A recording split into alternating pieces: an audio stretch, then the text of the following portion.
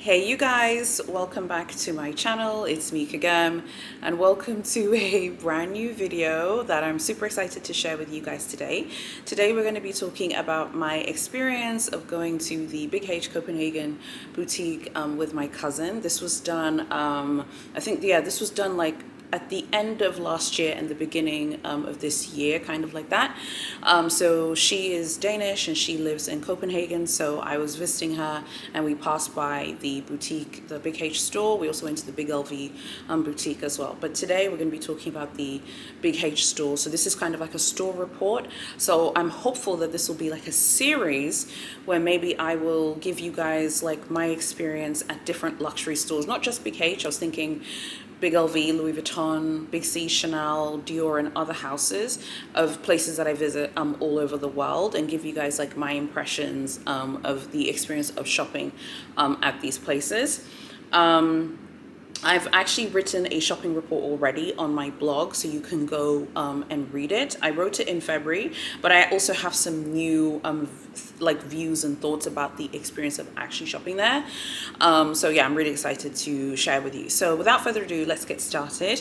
And obviously, before we start though, this is just my experience. I'm in no way saying that I am the person who gets to decide if it's a good store or not. I'm just sharing my experience, and I'm sharing my experience. The purpose of these videos is to help people who are not from the cities or countries where these stores are based. So obviously if you're from Denmark or you're from Sweden, Finland and Norway, obviously your experience of shopping in the Copenhagen store is going to be very different to someone like me. Okay, so the first thing that I wanted to talk about is the bags that we saw on display when we were there. So these are pictures which my cousin and I took. So let's start off here.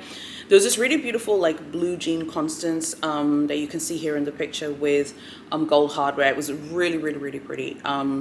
I don't like blue. Blue is a color which I don't gravitate to. I don't like the color at all. I think if you watch my channel, you notice I don't actually wear blue whatsoever. However, I must say when we saw this blue jean Constance, I was like, wow, it's really, really, really, really pretty and it looked really nice. They had a lot of these neutral colored, like they look like Cray or Nata bags. So they had this Kelly, they had a Birkin there. And I think that bag in the corner there is the In the Loop bag. You know, just, yeah, beautiful autumn winter colors. Those colors always look really nice. Like a neutral, like cream color will always look really nice for autumn winter, like any time of year. So I thought that these looked really good. They also had these beautiful like bright greens as well. Green is a color that I really like. My favorite color is pink, but green is a color that I like and I enjoy. So I thought that these ones were also really nice as well. And then they had some super expensive like jewelry. This necklace, this thing costs an absolute fortune. I have no idea how much it costs.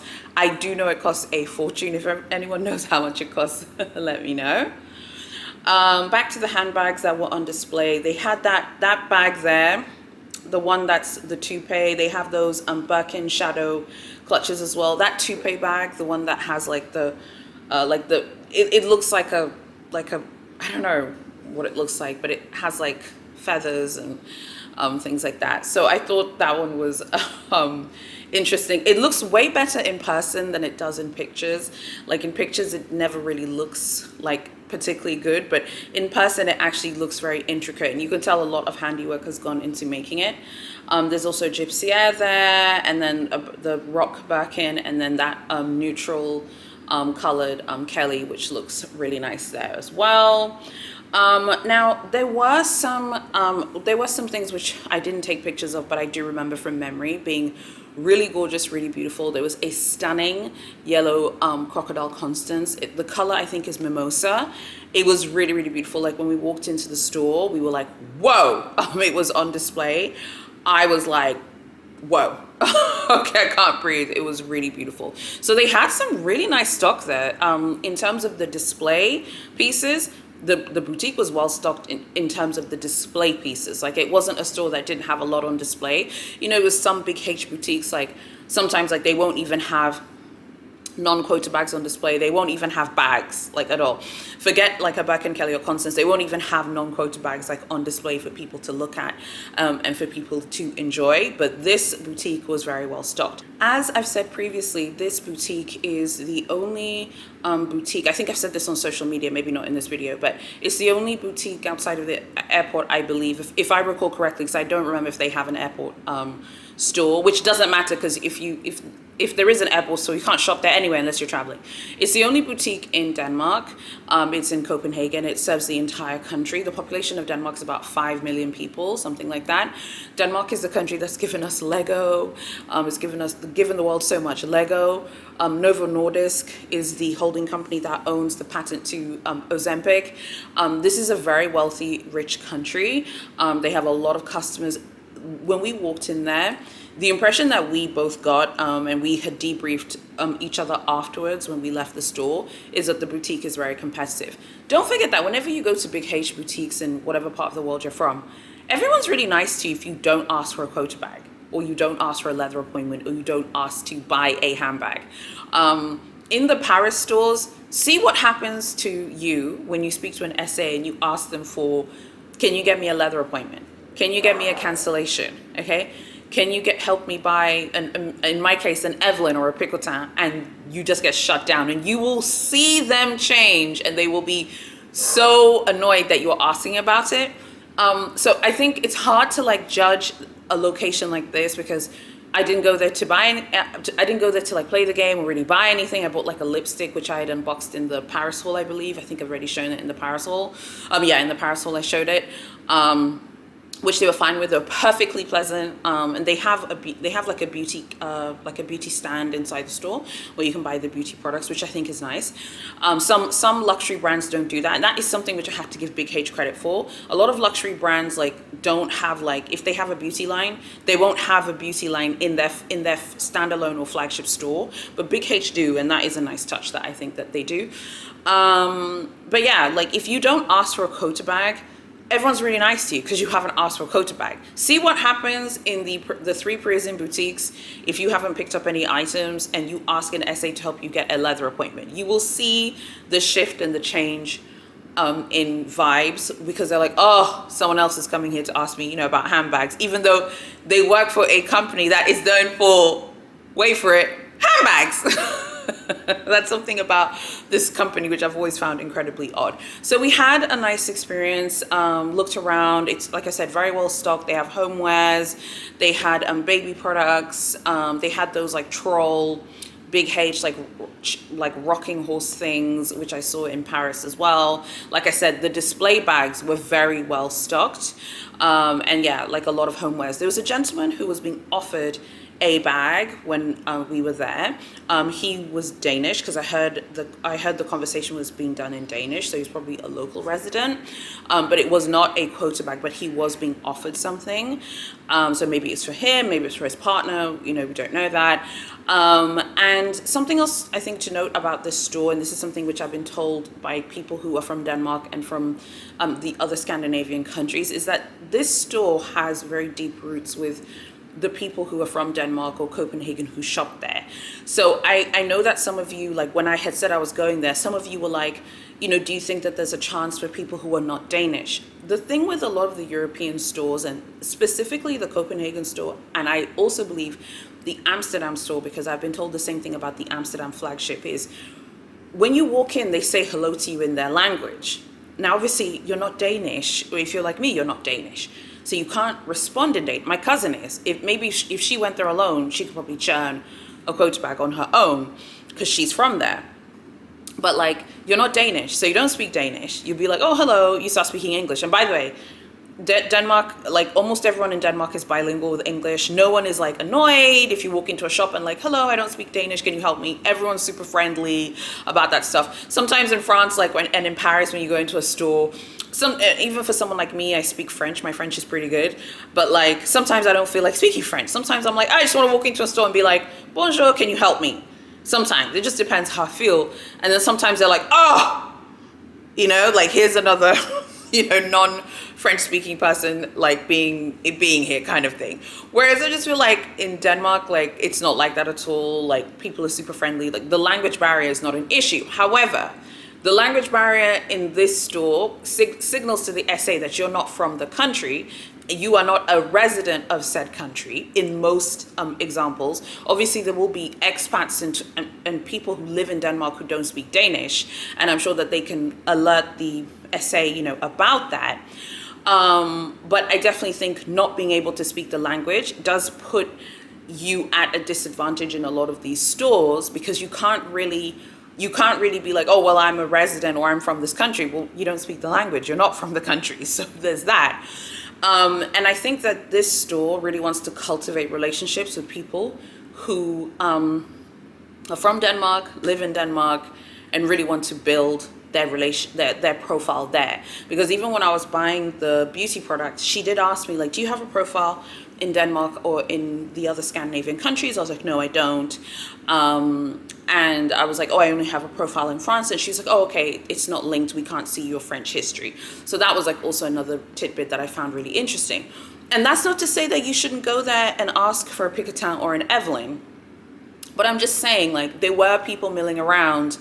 And even the gentleman who was being offered the bag, I was looking at him being offered. I didn't see what he got offered, but it definitely wasn't a Birkin Kelly or Constance, for sure. It wasn't a quota bag.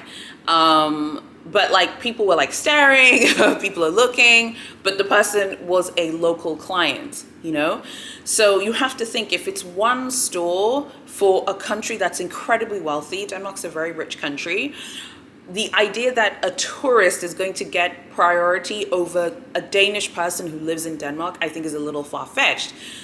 Anytime I film Big H videos, there are always people who come and who, say that they were really lucky. They walked in naked in their pants and their knickers. I don't speak Danish, but I was offered a bag in 25. No, you weren't. Okay? Not as a tourist in that store. Okay? You can go play those games on other platforms. You can go tell people those Brothers Grimm, Cinderella fairy tales, those Rumpelstiltskin fairy tales, honey. You will not Rumpelstiltskin us over here. It is obvious that store has deep-rooted customers. It is obvious that store is competitive. And it's obvious that, you really need to live in the country, because they want to build long-term relationships with people. They don't just want to, have like tourists come and try and get a Birkin and not come back. Now, there have been people who've said that they have been offered non-quota bags. I don't really want to focus on the non-quota bag thing for these shopping reports, because Big H is obviously a brand that has many stores around the world. It's not, I don't think it's that far-fetched that one could be offered a non-quota bag in a tourist location. You should be offered a non-quota bag. You should be offered a mini Evelyn or a Picotin. So that's not really something which I'm trying to focus on. I'm sure you can be offered those bags if you pick up items. I saw someone said that they picked up a few items. They spent quite a bit of money and they were offered a non-quota bag. Okay, that's cool. But I'm really talking about the Birkin Kelly and Constance situation. So my suggestion would be, for those of you who watch this channel and who support me, and if you like me, I think you should just go there to enjoy the store and to like look around. If you're someone who likes this brand and you enjoy going to Big H stores, it's definitely worth a look. It's very big, it's very beautiful. It has beautiful displays and they have a lot of stock on display. But would I say that Glamazon should go there? If you have 20,000 euros or $20,000, should you go there and play the game in Copenhagen? I don't think so. I would take that money perhaps and put that in the one of the 3 Parisian stores if you have that kind of bread. Or take that money and put that in your home store. Just because that store is already ingrained with deep roots and they have a lot of customers who are from the country who are waiting for offers. The idea that you're going to leapfrog someone who is from Denmark and who's waiting for their Birkin or Kelly, it's just not realistic.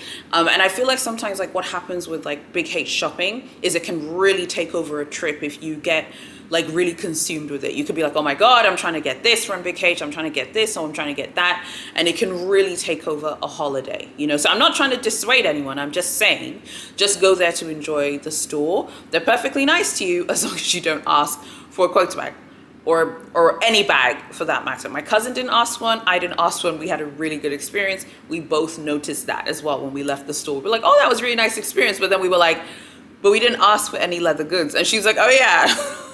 You know, so they were perfectly nice to you. But it's very beautiful. It's really nice. It's definitely one of the nicer looking Big H stores. I think it looks much nicer than George Sank. I think it's a much nicer looking store. And I believe that there was a Mandarin speaking SA. When you walk in, there's someone who will greet you and ask you what you're looking for. And we said that, I was like, oh, I want to look at the beauty products and we just want to look around. They're like, oh, okay. They're perfectly fine people looking around. It was fine to take pictures because we were like taking pictures and stuff. And there was a security guard there watching us take pictures. In some Big H locations, they're like really weird about people, you know, taking pictures and so on and so forth. But they don't care. If you take pictures in there. So let me know what you think about everything. And like I said, this is just meant to be helpful. It's meant to be a compass. It's not me saying that you have to listen to what I say or my opinion or anything like that. I'm just giving you my impression. Frankly, if you have 20,000 euros to go play the game in a European store that isn't a Parisian boutique, I still think you probably have a better chance of taking 20,000 euros and playing maybe even in London versus Copenhagen, just because it's one store for the entire country, whereas in London you have a bunch of stores, so at least you could kind of give it a go in other places. So like I said, this information is really only for people who are not from Denmark or who are not from the other Nordic countries. Obviously, if you're from Denmark, you're going to find it easiest we offered something because you are local to the country and they want to build those connections. So maybe you might have that Pegasus unicorn experience. I don't really think it's fair to compare like a local's experience to a tourist or walk-ins experience. I posted this on Instagram. For those of you who follow me on Instagram, by the way, go follow me on there, Hi Glamazon Luxe. But something which I noticed in the European stores is, particularly for Big H and Louis Vuitton, they really don't want to deal with people who are spending under 1,000 euros as a tourist walk-in. And that is something which I have noticed in the European stores. Yeah, so I really hope that you have enjoyed this shopping report video, store report video, I should say. What do you think of this format where we kind of recap the experiences that I've had in stores? And would you find this interesting if I did this for other brands and for other locations? Let me know what you think. And like I said, please go there and discover it on your own. But remember, it's easy to have a good experience at a Big H store as long as you don't ask for a quote back. See what happens in the Parisian stores when you ask an SA to help you get a leather appointment. The SA, literally, I've said this before, I said this in the Paris story time. The SA will go from Clark Kent to Lex Luthor in 1 second. Okay, because Big HSAs do not want you to ask them about any handbag. Forget just the Birkin and Kelly Constance. They don't want to sell you any handbags and they don't want to speak to you about them. Okay, because they know that there's shenanigans that are required in order to acquire those bags. And the final thing I'll say that we thought was super interesting, which again, I don't think I have a picture of it. I think I might have deleted it from my phone, from my old phone, because I have a new phone now, is they had these signs. There were quite a few of these signs throughout the store saying that, and particularly at the cashier desk when I went to pay, saying that stock in this store, I'm paraphrasing here, is, you know, based on like basically like purchasing items in the store is just based on inventory and ability. Like they cannot accept anything, you know, in order to sell you something. So I'm paraphrasing basically what the message said, but obviously it's an obliquely it's an oblique reference to the Hermes game. And basically what the sign is saying is you can't play the game here. You can't like buy things in order to get a Birkin or Kelly or Constance, which obviously we know is absolute gibberish because that is literally how this brand exists. You know, seeing the signage there, you know, we kind of laughed about when we left the store. We went to Big LV and we were kind of, Big LV and Big H in Copenhagen are like this, basically. They're like kind of opposite each other. So we were heading to Big LV. We were just like, I mean, what is Big H on? I understand why the signs are there and stuff, is to make people feel comfortable, like, oh, getting a Birkin or Kelly is not about what you buy and it's about inventory and allocation, but the jig is up, boo-boo. The jig is up. Even in Copenhagen, honey, they're trying to, you know, pull the wool over our eyes, but we know how it works at this brand. I really hope that you like this video. Let me know what you think about the format. Like, comment, share, and subscribe. Go join the newsletter. The newsletter's where it's at. It comes out every Friday, as long as I'm not exhausted. I sent the newsletter the previous Friday on Saturday morning because I like fall asleep at random times now. I like fell asleep on Friday and then woke up and I was like, oh my God, it's Saturday. I didn't send the email. It's because pregnancy just makes me sleep all the time. If I'm not filming videos or working or talking to my employees, I'm sleeping basically because you're just so exhausted. So yeah, I really hope that you like this video, and yeah, like, comment, share, subscribe, turn on notifications, and I'll see you very soon in my next video.